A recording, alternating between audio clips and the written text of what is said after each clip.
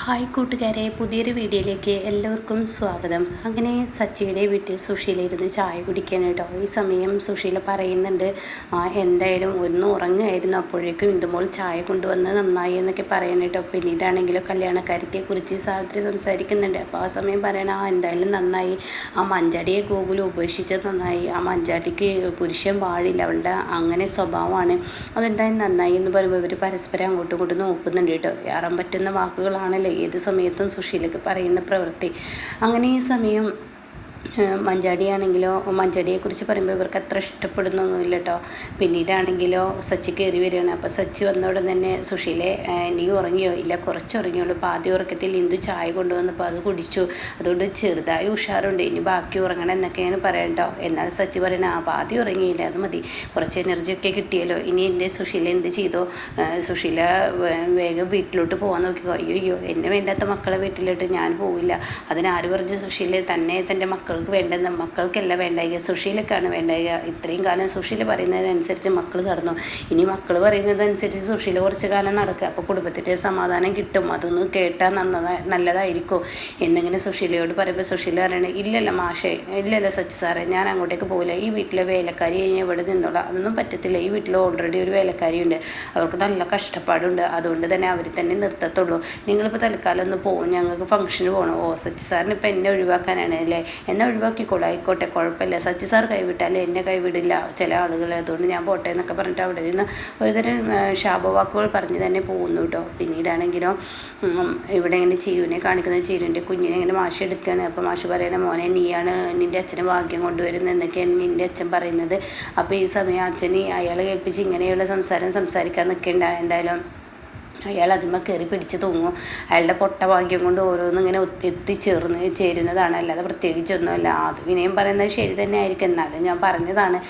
എന്തായാലും അച്ഛൻ എന്തിനാണ് അവന് 2 ലക്ഷം രൂപ കൊടുത്തത് ആ വിനയന് ലോൺ എടുക്കാൻ? അത് കേട്ടോടെ തന്നെ, മോളെ അവന് ഹോസ്പിറ്റലും മറ്റുള്ള ഇടങ്ങളിലൊക്കെ കുറേ പൈസ ചിലവാക്കിയല്ലോ, ഇക്കാര്യം നിന്നോട് ആര് പറഞ്ഞു? വിനയൻ തന്നെ.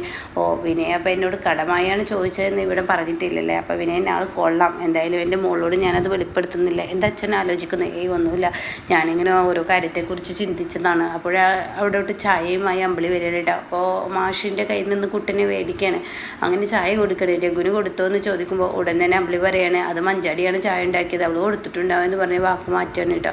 എന്നാൽ ഈ സമയം ഇതൊന്നും കേട്ട് നിൽക്കാൻ അത്ര അങ്ങ് ഇഷ്ടപ്പെടില്ല മാഷ്. അപ്പോഴേക്കും മാഷ് അവിടെ നിന്നും പോവുകയാണ്. ഇതേ സമയം ഉടൻ തന്നെ ചിരു, അല്ല അച്ഛ, ഒരു കാര്യം ചോദിക്കാൻ മറന്നു, എന്താ നമ്മുടെ അനുവിൻ്റെ വിശേഷങ്ങൾ? അനുവിന് എന്ത് വിശേഷം? അവിടെ ആ സുശീല പൊരുതാൻ തന്നെ ഇറങ്ങിയിരിക്കുകയാണ്. ഇപ്പോൾ വീട്ടിലെ പൊരുതൽ മാറി, ഇപ്പോൾ മക്കൾക്ക് മാനക്കേട് ഉണ്ടാക്കാൻ റൂട്ടിലോട്ട് ഇറങ്ങിയിരിക്കുകയാണ്. ഇനി അവളെ എല്ലാം ഇടം ചെന്ന് മക്കളെ നോക്കുന്നില്ല എന്ന് പറഞ്ഞ് പ്രാഗി പറയലായിരിക്കും അവളുടെ പണി എന്നൊക്കെ പറയുമ്പോൾ എന്തൊരു കഷ്ടമാണ് ഈ സ്ത്രീയെ കിട്ടുക. ചില ആളുകൾ അങ്ങനെയാണ്, അങ്ങനെ നടക്കട്ടെ, ഇനി വരുന്നോടത്ത് വെച്ച് കാണാമെന്നൊക്കെ പറഞ്ഞ് മാഷ് പോയിട്ടോ. അങ്ങനെ ചിരുവിനോട് ചോദിക്കാൻ, അല്ല വിനയനോട്, അയാളെ എവിടെയെന്ന് അറിയത്തില്ല എന്നൊക്കെ ഇങ്ങനെ പറയണേ. എന്തായാലും വല്ലാത്തൊരു കഷ്ടമല്ലേ എന്നൊക്കെ അമ്പിളിയും പറയാണ്. പിന്നീട് കാണിക്കുന്നത് വിനയൻ കയറി വരുന്ന ആ രംഗം തന്നെയാണ് കേട്ടോ. വിനയൻ കയറി വരികയാണ്, പതിയെ ഒരു ഓട്ടോയിൽ വന്ന് ഇറങ്ങുകയാണ്. അപ്പോൾ രഘു, എന്താ വിനയ നീ പോകുന്നില്ല? അത് എൻ്റെ വണ്ടി നേരാക്കാൻ അവർ വരാമെന്ന് പറഞ്ഞിട്ട് അവർ, അയ്യോ രഘുവേട്ട, അവർ വന്നില്ല, വന്ന് പറഞ്ഞിട്ട് അങ്ങോട്ട് കയറുമ്പോഴേക്കും നീ ഇവിടെ താമസിക്കാനാണോ? ഞാൻ അച്ഛനോട് ചോദിക്കട്ടെ എന്ന് പറഞ്ഞിട്ട് അകത്തോട്ട് കയറി ചെല്ലുമ്പോൾ അമ്പിളിയാണെങ്കിലും മാഷിന് വെള്ളം കൊടുക്കുകയാണ്. ആ വെള്ളം അമ്പിളിയുടെ കയ്യിൽ നിന്ന് തട്ടിപ്പറിക്കാൻ കേട്ടോ. ഇതേ സമയം മാഷ് അത് കൊടുത്തേക്കെന്ന് പറയുന്നുണ്ട്. അങ്ങനെ അമ്പിളി വേറെ വെള്ളം എടുക്കുകയാണ്. എന്താ വിനയ, നീ പോയ കാര്യത്തെക്കുറിച്ച് പറ, നീ പോയിട്ട് എന്താ ഉണ്ടായത് എന്നൊക്കെ എന്നെ ചോദിക്കുകയാണ്.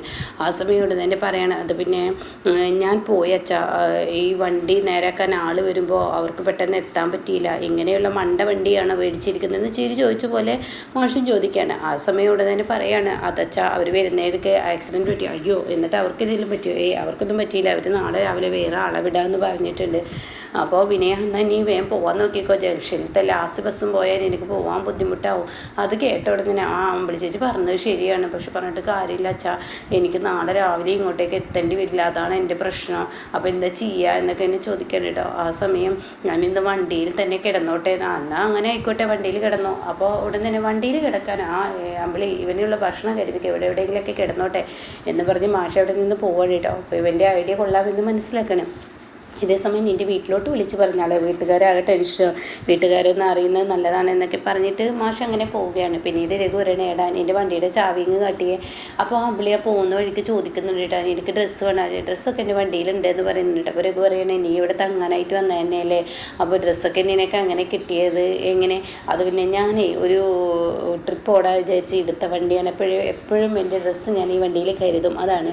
പിന്നെ എൻ്റെ ചാവി നിങ്ങളുടെ കയ്യിൽ തന്നാൽ എൻ്റെ കള്ളത്തരം പൊളിയില്ലേ, അപ്പോൾ അത് വേണ്ട, നിങ്ങൾ വേറെ രീതിക്ക് എൻ്റെ കള്ളത്തരം പൊളിക്കാൻ പറ്റുമെങ്കിൽ അങ്ങനെ പൊളിച്ചോ, അതാണ് നല്ലതെന്ന് പറഞ്ഞിട്ട് വിനയൻ പോവാണ് കേട്ടോ. പിന്നീട് വിനയൻ്റെ അമ്മയും അമ്മാവനെയാണ്. അപ്പോൾ ലതിക നിൻ്റെ മോന് വരുന്നില്ല, അവൻ പഞ്ചരത്നത്തിൽ നിൽക്കാത്ര. അയ്യോ നാണക്കേടുണ്ടാക്കുന്ന പ്രവൃത്തിയാണ്. എൻ്റെ മോൻ പറഞ്ഞ കാര്യങ്ങൾ കറക്റ്റാണെങ്കിൽ നിൻ്റെ മോന് വലിയ കുഴപ്പമൊന്നും ഉണ്ടാവില്ല പഞ്ചരത്നത്തിൽ നിൽക്കാൻ, നല്ലൊരു എല്ലാവരും അവനെ നല്ല സപ്പോർട്ട് ചെയ്യുക എന്നൊക്കെ പറയട്ടെ. അപ്പോൾ എന്താ നിങ്ങൾ പറഞ്ഞു വരുന്നതെന്ന് തന്നെ ആങ്ങളോട് ചോദിക്കുക. അപ്പോൾ ഉണ്ടായ കാര്യങ്ങൾ പറയുകയാണ്. ചീരുവിൻ്റെ അടുത്ത് ചെല്ലുമ്പോൾ അവിടെ അമ്പിളിയും മറ്റുള്ളവരൊന്നും ഉണ്ടായിരുന്നില്ല, ചീരു മാത്രമേ ഉണ്ടായിരുന്നുള്ളൂ. അത് കേട്ടോടുതന്നെ ലതിക ചോദിക്കുകയാണ്, എന്താ അപ്പോൾ ഈ പറയുന്നത്, സിസേറിയൻ കഴിഞ്ഞ പെൺകുട്ടിയെ തനിയാക്കി എല്ലാവരും എവിടോട്ട് പോയി? അത് കേട്ടോടെ തന്നെ പറയണേ, സിസേറിയൻ കഴിഞ്ഞ പെൺകുട്ടിയെ തനിയാക്കി പോയിരിക്കുന്നത് പെട്ടെന്ന് അവർക്കൊരു ഹോസ്പിറ്റൽ കേസ് ഉണ്ടായി, അതുകൊണ്ട് പോയതാണെന്ന് പറയണം കേട്ടോ. അപ്പോൾ ഈ കാര്യങ്ങളൊക്കെ കേൾക്കുമ്പോൾ ഉടൻ തന്നെ എന്ത് ഹോസ്പിറ്റൽ കേസെന്ന് ചോദിക്കുകയാണ്. അങ്ങനെ ആ ഡീറ്റെയിലൊക്കെ പറഞ്ഞു കൊടുക്കണം. എന്തായാലും നിൻ്റെ മകന് ഒരു യോഗമുണ്ട്, അവനവിടെ പതിയെ പിടിച്ചു പറ്റാൻ നോക്കുന്നുണ്ട്, അവൻ്റെ സ്വഭാവത്തിൽ പതിയെ മാറ്റങ്ങൾ വരുന്നുണ്ട്. എന്തായാലും ചീരു മക്കളും വന്നു കഴിഞ്ഞാൽ അവന് നല്ലൊരു മനുഷ്യനാവുമെന്ന് ഇപ്പോൾ എനിക്ക് തോന്നുന്നതെന്നൊക്കെ പറയാണ്. അങ്ങനെ അത് കേൾക്കുന്ന ലതികയ്ക്ക് ഒരുപാട് സന്തോഷമാവുകയാണ് കേട്ടോ. പിന്നീട് കാണിക്കുന്നത് ഇന്ദ്രൻ്റെ വീടാണ്. എല്ലാവരും മുറ്റത്തിരിക്കുകയാണ് സുശീലയും കാത്ത്. അപ്പോഴാണ് ഇന്ദ്രൻ വരുന്നത്. അപ്പോൾ ഇന്ദ്രനോട് ഓരോരുത്തരെ ചോദിക്കുകയാണ്, എങ്ങോട്ട് പോയി എന്ന് ചോദിക്കുകയാണ്. ആ സമയം അമ്മ നമ്മളെ അപമാനിക്കാനായി ഇറങ്ങി പുറപ്പെട്ടിരിക്കുകയല്ലേ, അപ്പോൾ നമുക്കിനി ഒന്നും ചെയ്യാൻ കഴിയത്തില്ല എന്ന് ഇന്ദ്രൻ പറയാണ്. അത് സത്യം. അപ്പോഴൊക്കെ സത്യം പറയണത് അത് പറഞ്ഞത് ശരിയാണ്. മനീഷയുടെ അച്ഛൻ്റെ അടുത്തോട്ട് പോയിരുന്നു, അവിടെ ചെന്നപ്പോൾ അവർ UK പോവുകയാണെന്ന് പറഞ്ഞു, അവിടെ ഒരു വേലക്കാരിയായി നിന്നോളാം എന്നൊക്കെയാണ് പറഞ്ഞിരിക്കുന്നത്. എന്തായാലും അമ്മ അപമാനിക്കാൻ പറ്റുന്നിടത്തോളം അപമാനിക്കട്ടെ, അവരുടെ സ്വഭാവം ഒരിക്കലും നമുക്ക് മാറ്റാൻ കഴിയില്ല. പക്ഷേ അമ്മ പറയണേ ഏറ്റവും കൂടുതൽ മരുമക്കൾക്കായിരിക്കും പെരുദോഷം വരുന്നത്, അവരുടെ സ്വഭാവം ഒരിക്കലും മാറ്റാൻ കഴിയത്തില്ല. എന്നാൽ ഈ സമയം ഈ വാക്കുകളെല്ലാം കേട്ട് ഇങ്ങനെ ഇന്ദ്രൻ പറയണേ, എന്തായാലും ഞാനൊരു കാര്യം പറയാം, അല്ല ഇന്ദ്രേട്ടനെ എവിടെയെങ്കിലും അവരുണ്ടെന്ന് അറിഞ്ഞിട്ടുണ്ടോ എന്നിങ്ങനെ സത്യം ചോദിക്കുകയാണ്. അമ്മ ഉള്ളത് സച്ചി സാറിൻ്റെ വീട്ടിലുണ്ടായിരുന്നു, ഞാൻ അവിടെ നിന്ന് ഇറക്കി വിട്ടോളാൻ പറഞ്ഞു.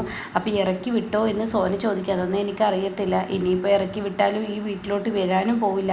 അപ്പോൾ ഉടൻ തന്നെ അവർ അർഷയുടെ വീട്ടിലോട്ട് പോയിട്ടുണ്ടാവും എന്ന് പറയും കേട്ടോ.